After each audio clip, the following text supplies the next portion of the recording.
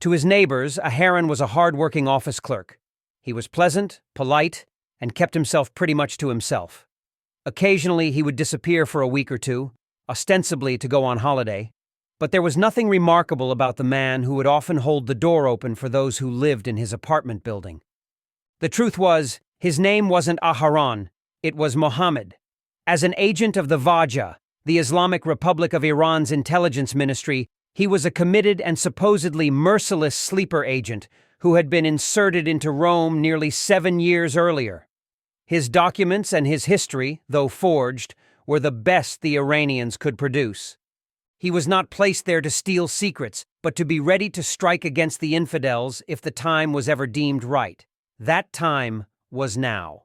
When he had first been chosen for this mission, Mohammed had despised the Italians and their flawed god. His disdain was so great that he knew he would willingly volunteer his life if it became necessary. Mohammed knew there was a real chance that he would one day be called upon to sacrifice himself. His chances of surviving and once again returning to his family in Iran were slim, and he had reconciled himself to the fact that he would likely die a martyr for Allah and his holy prophet. Time passed, and if he was honest with himself, he knew he had almost been corrupted. Living amongst the Westerners had rocked his belief in the cause. Despite his training, he had not expected to find normality in Rome. His indoctrination had not prepared him for the reality of inserting himself into a community filled with normal, everyday people. Some might pray to a different god, but Mohammed struggled to get past the fact that the evil he expected to find wasn't as pervasive as he had been led to believe. If anything, those who lived in Rome were no different from the people he knew back in Tehran. As the years progressed, Mohammed developed friends, a network, even the occasional love interest. He knew it was all potentially a distraction from his mission, but he told himself that it was all part of the cover he needed to establish. His trainers had encouraged him to settle into the role to become what the Italians expected to see. By becoming bland and ordinary, he became invisible, all in the service of Allah. The Italian External Intelligence and Security Agency was good at rooting out the insurgents in its midst, but it couldn't find all of them. So deep was Mohammed's cover that only 3 people knew of his real identity, and they all resided in Iran. Despite that, he wasn't technically alone in his mission. There were 6 other sleepers who had managed to secure safe, meaningless positions of employment and stability. 2 of his fellow agents were married to wives who didn't know the secrets their husbands carried in their hearts. By not trying to infiltrate sections of the government or military, Mohammed and his ilk were able to go unnoticed, ready to be called upon at a later date. The worst mistake would have been for them to try to infiltrate the Vatican itself. His training wasn't up to that task. Those guarding the holy city-state were too good at what they did and would have uncovered his deception in an instant. Every week, Mohammed would take a walk in the Villa Borghese, a pleasant stroll through the park, a way to unwind at the end of a hectic work week. And every week, Mohammed would walk past the same innocuous tree. As long as that tree remained unmarked, he was to continue his imposter's life, free to do whatever his fellow Italians did. For so long he did this. As the weeks passed into months, the months into years. It got to the point where he began to suspect he was forgotten, and that he should accept his new life as permanent.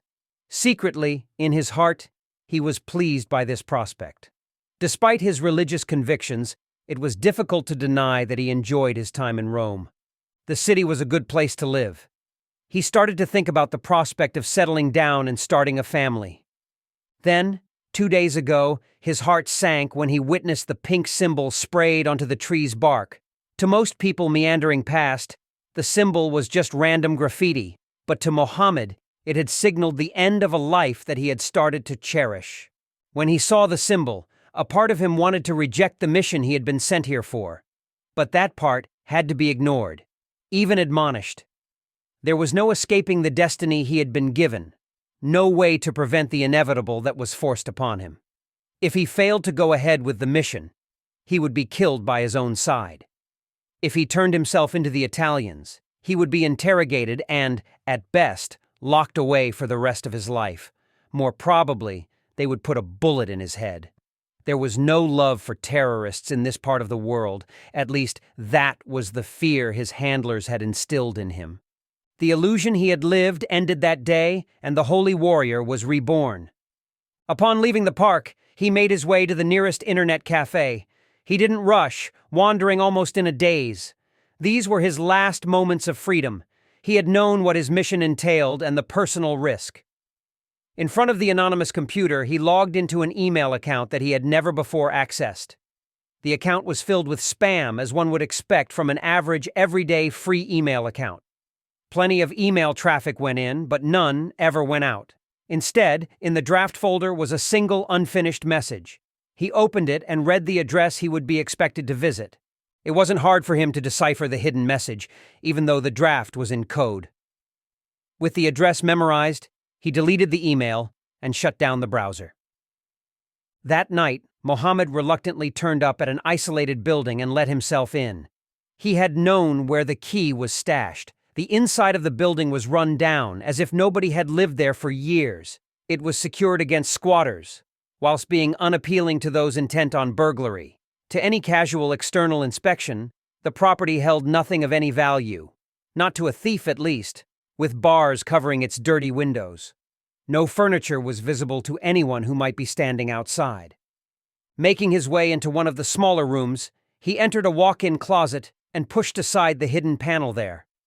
How long this property had been in the possession of the Iranians was unknown to him. But behind the panel, Mohammed discovered the parcel he was dreading to find. He knew that his life had been for this sole moment, but still there was regret that he would end things so early. The name Aharon no longer had a place in the world. Within 5 minutes of entering, Mohammed had retreated from the property, the fear that he would be grabbed by agents of the Italian police retreating with every meter he put between himself and the drop site. He made it home and timidly placed the package he had acquired on the kitchen table. There had been nothing suspicious about him carrying the large package wrapped in brown paper under his arm from his car to the apartment he rented. Mohammed carefully opened the box.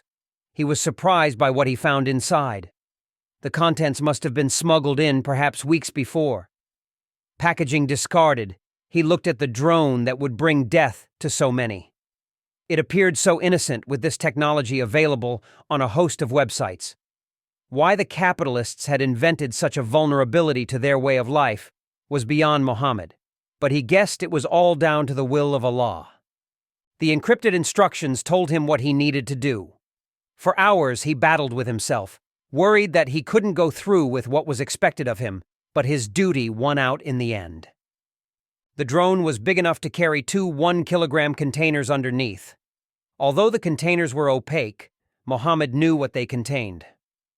One would be full of a fine white powder, ideal for dispersion in the arid environment of the dry Roman morning. The other would contain a bluish-gray metallic powder that would never dissolve. Both, when released, would be breathed in by the unwary and innocent alike. Anthrax powder and cobalt-60. It was hard to determine which was the deadlier of the 2 concoctions. The release mechanism would rain almost invisible death along the pre-planned route. Not only would the mixture kill, it would also act as an area denial weapon that could prevent people living in the region for years. The timing of this couldn't have been better planned.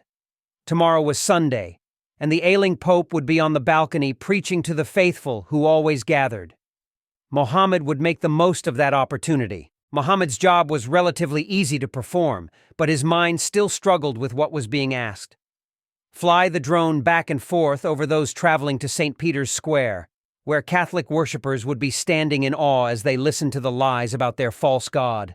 Mohammed's fellow agents would target other areas of Rome, the drones unlikely to raise any kind of alarm so long as they didn't venture over the Vatican's restricted airspace. Once his payload was delivered, the drone would be flown out over the Tiber, where it would fall to its doom. Hopefully, those who saw it dropping its invisible payload would think nothing of it. Drones were frequently used by the news media, internet bloggers, and those with more money than sense. Anyone who inhaled the anthrax would be fine, initially. As the days progressed, however, they would develop flu-like symptoms with nausea and shortness of breath. Many would venture to their doctors, and the health system would be rapidly flooded by cases. Whilst it was unlikely that the anthrax would spread to medical personnel, the radiation from the bodies contaminated by the cobalt-60 would cause many of the doctors and nurses to also fall ill. The hospitals themselves would become no-go areas. Tens of thousands would die, and whole swathes of the Italian capital would become uninhabitable for years to come. How long before the Italians knew they had been attacked? It was hoped that footfall and the prevailing winds would blow the destructive dust into the Vatican itself, contaminating the holiest of Catholic sites. That would be an added bonus. By then, Mohammed would be long gone. When his job was complete, his instructions stated he would board an international flight to Canada. There was work that needed doing there as well. That night, by the time Mohammed had managed to get to sleep, he had once again become committed to the cause that his God demanded of him. If only Mohammed had known that his attack had not been officially sanctioned by the Iranian regime, but by the forces of hell intent on turning the world's religions against one another. Once again, mankind was being manipulated by forces beyond their control.